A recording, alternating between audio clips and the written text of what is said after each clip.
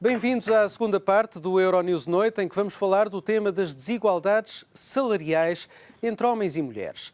Em Portugal entrou hoje em vigor a nova lei sobre a igualdade no local de trabalho. As empresas são obrigadas a pagar o mesmo salário pelas mesmas funções aos homens e às mulheres. Para garantir que isso acontece, os empregadores passam agora a estar obrigados a fazer relatórios anuais ao Ministério do Trabalho. Caso haja desigualdades, a direção das empresas vai ter de explicar, dando provas, o porquê dessas diferenças de salário, e há dois organismos do Ministério que podem ser chamados a intervir. São eles a ACT, a Autoridade para as Condições de Trabalho, e ainda a Comissão para a Igualdade no Trabalho e no Emprego, a CIT. As medidas são já aplicadas no próximo ano às empresas com mais de 250 trabalhadores e passam em 2021 a ser aplicadas também às empresas com menos empregados. O tema da desigualdade salarial entre homens e mulheres continua a gerar algumas confusões. Para se esclarecer, temos connosco a presidente da CIT, Joana Gíria. Muito boa noite, Joana, e obrigado por estar aqui connosco no Euronews Noite.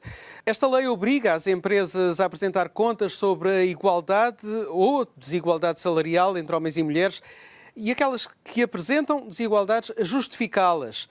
Em que moldes é que isso vai ser feito? Muito boa noite, antes de mais, e muito obrigada pelo convite da Euronews. É um gosto falar sobre o tema e agradeço muito que se preocupem com esta temática, que é uma temática naturalmente de justiça, de direitos humanos entre homens e mulheres. A lei, o que prevê, digamos, é um reforço do mecanismo para a transparência remuneratória. As empresas são obrigadas a enviar um relatório único de onde constam os salários de homens e de mulheres todos os anos ao Ministério do Trabalho, e agora o Ministério do Trabalho irá apresentar um barómetro no qual se verificará se há ou não há disparidades dentro das empresas no que respeita a salários que são recebidos por mulheres e por homens, e havendo essa discrepância, as empresas têm de justificar o porquê dessa diferença em critérios objetivos, como sejam o mérito, a produtividade, a assiduidade, etc. Portanto, no fundo, justificando que esses fatores, que devem ser objetivos, não têm como fundamento na sua diferença uma questão ligada ao sexo, ou seja, à diferença entre os homens e as mulheres. Acredita, portanto, no fundo, peço desculpa, acredita que esta lei vai trazer mais igualdade, ou por outras palavras, acredita que vai resultar? Acredito que vai resultar. É um instrumento de apoio à celeridade que se pretende naquilo que diz respeito à igualdade. E, portanto, aquilo que se pretende com esta lei é, digamos, que as empresas fiquem cientes de que, efetivamente, havendo discrepância, essa discrepância está justificada, e não estando, então que equilibrem aquilo que é justo equilibrar, ou seja, trabalho igual por salário igual, ou salário igual por trabalho de valor igual, porque o trabalho nem sempre é igual, mas pode ter um valor igual, e aí é que muitas vezes está o problema. Aferir o que é o trabalho de igual valor é mais difícil, digamos, do que aferir um trabalho que é feito de igual modo por mulheres e por homens, e, portanto, aquilo que se pretende é que, de facto, haja essa justificação objetiva para a diferença, e não havendo causas objetivas, naturalmente os salários devem ser iguais, e é isso que está em causa. Muito obrigado. Quando falamos destas desigualdades entre homens e mulheres, muitas vezes penso que há uma certa confusão, e é isso que eu gostaria de esclarecer consigo. O que estamos a comparar, por exemplo, relativamente aos últimos dados disponíveis, que são dados de 2016 e que dão conta de uma diferença de cerca de 16%.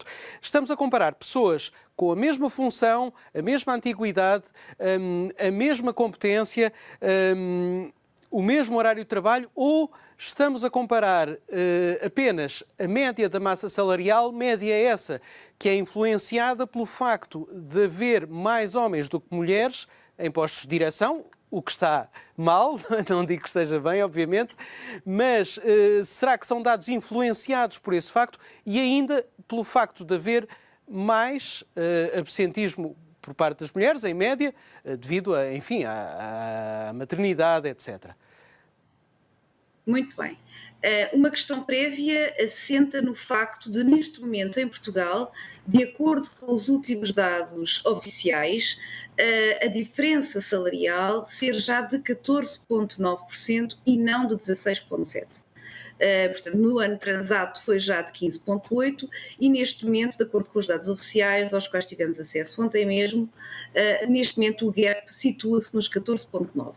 E desta forma, e para que as pessoas percebam muito facilmente, isto significa, transformado em dias, que as mulheres neste momento trabalham sem serem remuneradas ao longo do ano, face àquilo que é o trabalho dos homens, cerca de 54 dias.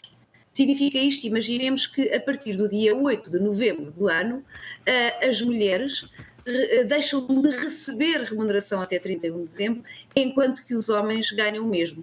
Ou, visto de outra maneira, as mulheres precisam trabalhar mais 54 dias do que os homens por ano para ganharem o mesmo. Esta disparidade pode ter causas objetivas e aí, enfim, é uma disparidade que se chama desigualdade, mas é justificada, mas pode ter outras causas que muitas vezes até nem são conhecidas, mas que das que se conhecem e daquelas que são diretamente relacionadas com o sexo, pelo facto de ser mulher ou ser homem, efetivamente são então tidas por discriminatórias. Nós sabemos que as empresas habitualmente, e não quero dizer todas porque não posso generalizar, obviamente, nós temos em Portugal empresas com muitíssimas boas práticas, empresas que cumprem a lei, obviamente, e empresas que para além do cumprimento da lei têm boas práticas, significa que vão para além do que é o cumprimento, mas também sabemos que há empresas que não cumprem. E aquilo que nos é dado a conhecer é que, à partida, um dos fatores é, por exemplo, a expectativa que as empresas têm em relação à disponibilidade do tempo que mulheres e homens podem dar ao seu trabalho. Significa isto, muitas vezes, que quando as mulheres são contratadas até para lugares menos importantes, com uma remuneração menos importante ou menos alta do que os homens, precisamente porque empregadores entendem que a sua disponibilidade para o tempo de trabalho pode ser afetada pelo tempo que têm de disponibilizar para cuidados. E os cuidados podem ser... Ou seja, peço desculpa por interromper.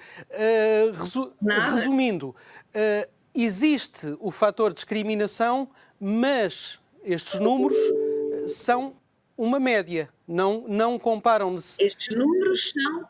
Não comparam necessariamente pessoas com as mesmas funções.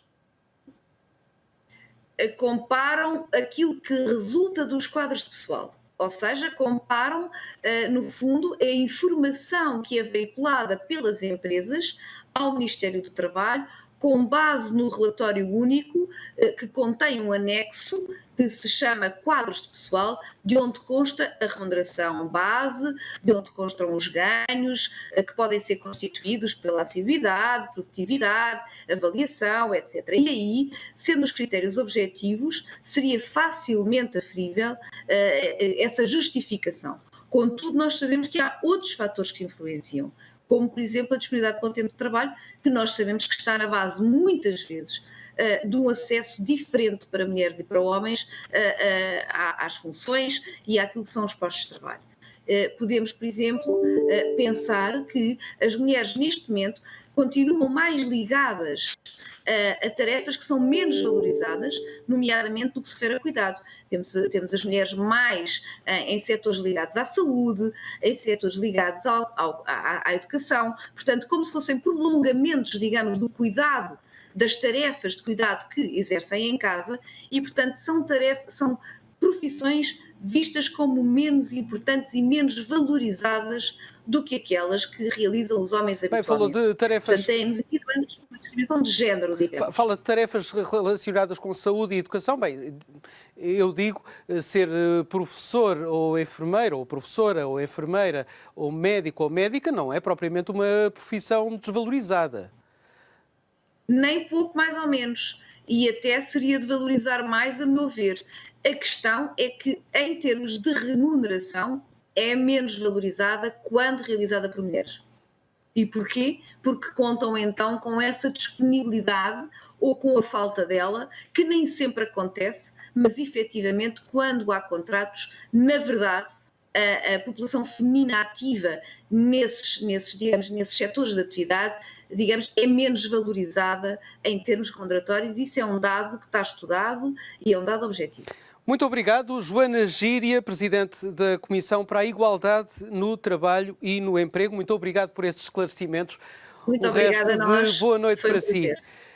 No Igualmente, Brasil, há também uma mudança prevista na lei, neste caso, a lei do sistema de pensões. A idade da reforma vai aumentar.